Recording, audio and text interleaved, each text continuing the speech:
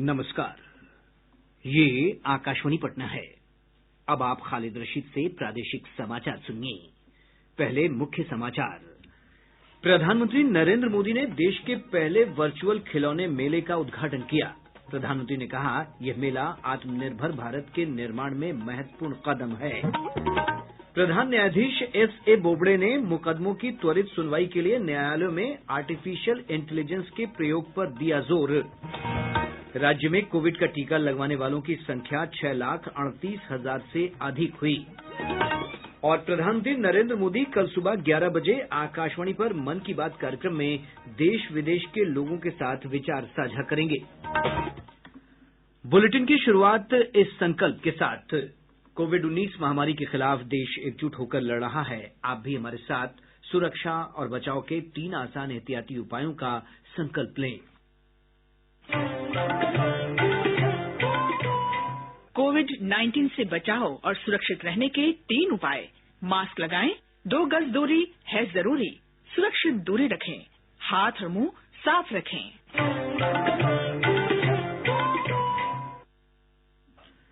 अब समाचार विस्तार से। प्रधानमंत्री नरेंद्र मोदी ने कहा है कि भारत खिलौना मेला आत्मनिर्भर भारत के निर्माण और देश की सदियों पुरानी परंपराओं को सुदृढ़ करने की दिशा में महत्वपूर्ण कदम है। भारत खिलौना मेले का वीडियो कॉन्फ्रेंस के माध्यम से उद्घाटन करते हुए श्री मोदी ने कहा कि भारत के स्थानीय खिलौने अपेक्षाकृत अधिक सस्ते और पर्यावरण अनुकूल वस्तुओं से निर्मित हैं। उन्होंने भारतीय खिलौना निर्माताओं से पर्यावरण और मस्तिष्क के अनुकूल खिलौने बनाने का अनुरोध किया है। रेस्क्यू, रीयूज और रिसाइकलिंग जिस तरह भारतीय जीवन शैली का हिस्सा रहे हैं, वही हमारे खिलौनों में भी दिखता है। ज्यादातर भारतीय खिलौने प्राकृतिक और इको फ्रेंडली चीजों से बनाते हैं। उनमें इस्तेमाल होने वाले रंग भी प्राकृतिक और सुरक्षित होते हैं। अभी हम वाराणसी के लोगों से बात कर रहे थे। वाराणसी के लकड़ी के खिलौने और गुड़िया को देखिए, राजस्थान के मिट्टी के खिलौने देखिए, ऐसे ही पूर्वी मेदिनीपुर की गलर गुड़िया, कच्छ के कपड़ा डिंगला और डिंगली है, आंध्र प्रदेश के इटिकोपक, बोम्मलू और बुधनी के लकड़ी के खिलौने हैं। श्री मोदी ने कहा कि किसी भी संस्कृति में जब खेल और खिलौने आस्था के केंद्र का हिस्सा बन जाएं, तो इसका अर्थ है कि वो समाज खेलों के विज्ञान को समझता है। हमारे यहाँ खिलौने ऐसे बनाए जाते थे जो बच्चों के चहुमुखी विकास में योगदान दें, उनमें एनालिटिकल माइंड विकसित करें। आज भी भारतीय खिलौने आधुनिक फैंसी खिलौनों की तुलना में कहीं सरल और सस्ते होते हैं, सामाजिक भौगोलिक परिवेश से जुड़े भी होते हैं। श्री मोदी ने कहा कि पहला खिलौना मेला व्यापारिक या आर्थिक गतिविधि नहीं है, बल्कि देश के सदियों पुराने खेलों की संस्कृति को मजबूती प्रदान करने का आयोजन है। खिलौनों के क्षेत्र में भारत के पास ट्रेडिशन भी है और टेक्नोलॉजी भी है। भारत के पास कंसेप्ट भी है और कॉम्पिटेंस भी है। हम दुनिया को इको फ्रेंडली टॉयज की ओर वापस लेकर जा सकते हैं। हमारे सॉफ्टवेयर इंजीनियर्स कंप्यूटर गेम्स के जरिए भारत की कहानियों को, भारत की जो मूलभूत मूल्य हैं, उन कथाओं को दुनिया तक पहुंचा सकते हैं। लेकिन इस सब के बावजूद $100 बिलियन के वैश्विक खिलौना बाजार में आज हमारी हिस्सेदारी बहुत ही कम है। देश में 85% खिलौने बाहर से आते हैं। आज हमें इस स्थिति को बदलने के लिए मिलकर काम करना है। हमें खेल और खिलौनों के क्षेत्र में भी देश को आत्मनिर्भर बनाना है, वोकल फॉर लोकल होना है। प्रधानमंत्री ने कहा कि भारतीय खिलौने मनोरंजन के साथ जटिल वैज्ञानिक सिद्धांतों को आसानी से सिखाने में महत्वपूर्ण भूमिका निभाते हैं। जब बच्चे लट्टू से खेलना सीखते हैं, तो लट्टू खेल खेल में ही उन्हें ग्रेविटी और बैलेंस का पाठ पढ़ा जाता है।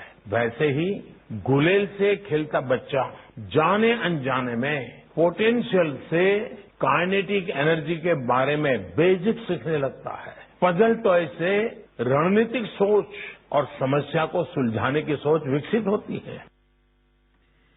श्री मोदी ने कहा कि खिलौने बच्चों के सीखने की प्रक्रिया में अहम भूमिका निभाते हैं, इसलिए अभिभावक भी अपने बच्चों के साथ खेलने का समय जरूर निकालें।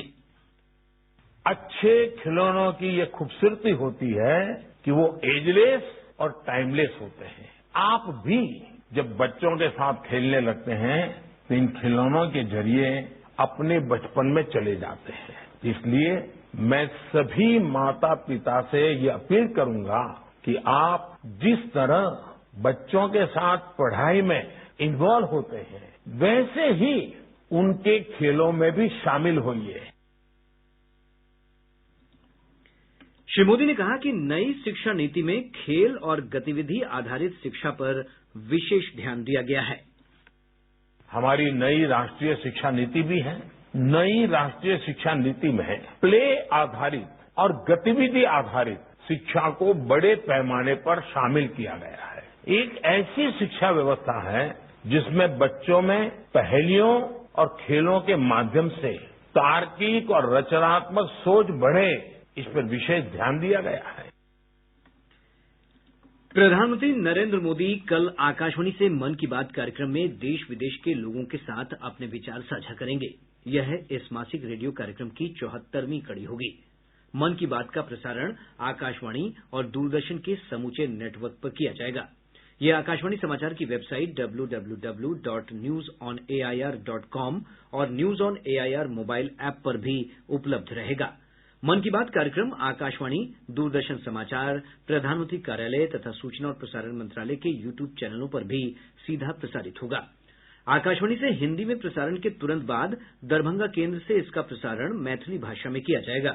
क्षेत्रीय भाषाओं में भी इसे प्रसारित किया जाएगा। मैथिली में मन की बात कार्यक्रम का दोबारा प्रसारण रात 8 बजे से फिर से सुना जा सकेगा। प्रादेशिक समाचार आप आकाशवाणी पटना से सुन रहे हैं। प्रधान न्यायाधीश न्यायमूर्ति एस.ए. बोबड़े ने मुकदमों की सुनवाई में तेजी लाने के लिए न्यायपालिका में आर्टिफिशियल इंटेलिजेंस के प्रयोग पर जोर दिया है।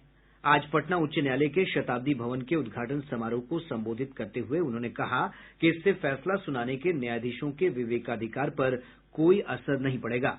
प्रधान न्यायाधीश ने कहा कि आर्टिफिशियल इंटेलिजेंस सिस्टम के प्रयोग से मुकदमों से संबंधित दस्तावेज और प्रमाणिक सूचनाओं तक पहुंच में आसानी होगी। System of artificial intelligence which is about to be introduced is in no way going to take away the discretion of the judges in deciding a case. It is only the ease of access of information which is going to change. It is something which is likely to change the face, not of decision making. The decision making will remain with the judges.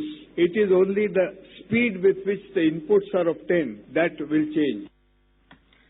मुख्यमंत्री नीतीश कुमार ने इस अवसर पर अपने संबोधन में कहा कि अपराध नियंत्रण के लिए मुकदमों का त्वरित निपटारा बहुत जरूरी है। ये जो ट्रायल का काम है वो तेजी से अगर चलता रहेगा तो हम समझते हैं कि बहुत हद तक अपराध पर वो नियंत्रण लेगा। ये चीज तो हम लोग चाहेंगे और हम लोगों को तो इतना ही कहेंगे कि साहब कानून का राज स्थापित करना है तो ये कोई सरकार की जिम्मेवारी सिर्फ नहीं, सरकार का जो मौलिक काम है वो तो करता ही है, करेगा। लेकिन जो सबसे बड़ी बात है कि जब न्याय का प्रश्न है तो इसके लिए जो जिम्मेवारी है न्यायपालिका को, तो यहाँ से ही जब कुछ होता है तभी इन सब चीजों पर नियंत्रण होता है। वहीं केंद्रीय विधि और न्याय मंत्री रविशंकर प्रसाद ने अपने संबोधन में कहा कि कोविड के दौरान न्यायपालिका ने डिजिटल माध्यम से रिकॉर्ड 76,38,000 मामलों की सुनवाई की है। उन्होंने सोशल मीडिया को लेकर हाल में जारी किए गए निर्देशों का उल्लेख करते हुए कहा कि अब फर्जी समाचारों और सूचनाओं पर प्रभावी तरीके से रोक लग सकेगी। श्री प्रसाद ने कहा कि सरकार प्रेस की स्वतंत्रता और लोगों के अधिकारों के प्रति वचनबद्ध है, लेकिन देश की सुरक्षा और कानून व्यवस्था भी उतनी ही महत्वपूर्ण है। केंद्र सरकार सोमवार 1 मार्च से 60 वर्ष से अधिक आयु वाले लोगों तथा 45 वर्ष से ऊपर के गंभीर बीमारियों से पीड़ित लोगों के लिए कोविड टीकाकरण अभियान शुरू करेगी। टीकाकरण के इस चरण के लिए तैयारियां की जा रही हैं। इसे लेकर बिहार समेत विभिन्न राज्यों में आज टीकाकरण अभियान के लिए ड्राई रन का आयोजन किया गया। तीसरे चरण में देश भर में 10,000 सरकारी अस्पतालों में कोविड का टीका मुफ्त में लगाया जाएगा। वहीं 20,000 निजी अस्पतालों में स्थापित टीकाकरण केंद्रों पर सरकार द्वारा निर्धारित शुल्क का भुगतान करना होगा।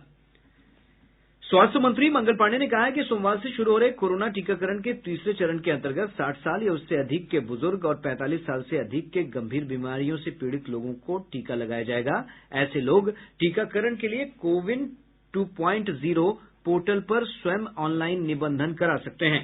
उन्होंने कहा कि चिन्हित स्थानों पर ऑन स्पॉट निबंधन कराने की भी व्यवस्था की गई है। निबंधन के लिए लाभार्थी के पास ओटीपी के लिए अपना मोबाइल नंबर तथा सरकार द्वारा मान्यता प्राप्त पहचान पत्र होना अनिवार्य है।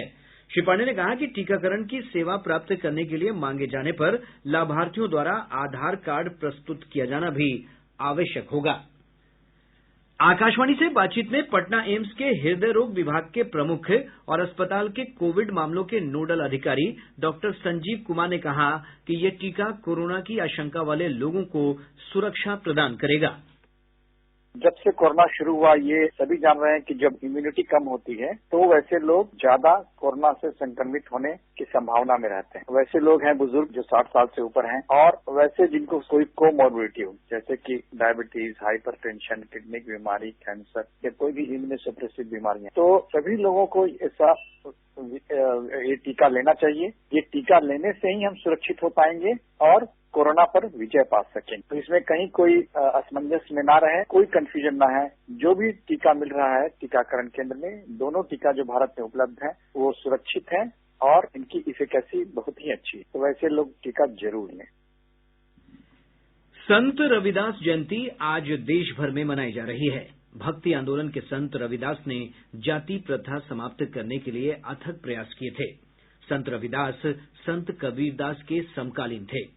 राष्ट्रपति रामनाथ कोविंद, उपराष्ट्रपति एम वेंकैया नायडू और प्रधानमंत्री नरेंद्र मोदी ने संत रविदास को उनकी जयंती पर श्रद्धांजलि अर्पित की। वहीं राज्यपाल फागू चौहान और मुख्यमंत्री नीतीश कुमार ने राज्यवासियों को रविदास जयंती की शुभकामना देते हुए लोगों से उनके बताए हुए रास्तों पर चलने की अपील की है।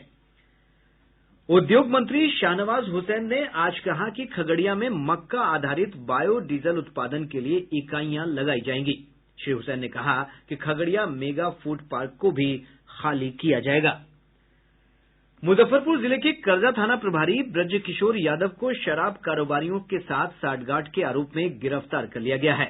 वहीं बेगूसराय जिले के लोहिया नगर ओपी में पदस्थापित मुंशी रामलखन राम को शराब के नशे में हंगामा करने के मामले में गिरफ्तार कर जेल भेज दिया गया है।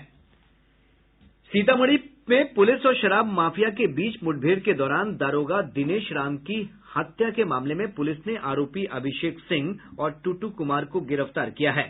रोहतास जिले के पोखराहा गांव में संत शिरोमणि रविदास जी की जयंती समारोह पूर्वक मनाई गई। इस अवसर पर समाजसेवी बबन जी समेत कई गणमान्य लोग उपस्थित थे। और अब अंत में मुख्य समाचार एक बार फिर। प्रधानमंत्री नरेंद्र मोदी ने देश के पहले वर्चुअल खिलौने मेले का उद्घाटन किया। प्रधानमंत्री ने कहा, ये मेला आत्मनिर्भर भारत के निर्माण में महत्वपूर्ण कदम है। प्रधान न्यायाधीश एस.ए. बोबड़े ने मुकदमों की त्वरित सुनवाई के लिए न्यायालयों में आर्टिफिशियल इंटेलिजेंस के प्रयोग पर दिया जोर। राज्य में कोविड का टीका लगवाने वालों की संख्या 6,38,000 से अधिक हुई। और प्रधानमंत्री नरेंद्र मोदी कल सुबह 11 बजे आकाशवाणी पर मन की बात कार्यक्रम में देश विदेश के लोगों के साथ विचार साझा करेंगे। इसके साथ ही आकाशवाणी पटना से प्रसारित प्रादेशिक समाचार का ये अंक समाप्त हुआ।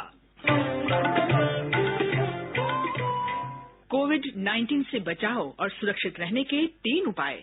मास्क लगाएं, 2 गज दूरी है जरूरी, सुरक्षित दूरी रखें, हाथ और मुंह साफ रखें।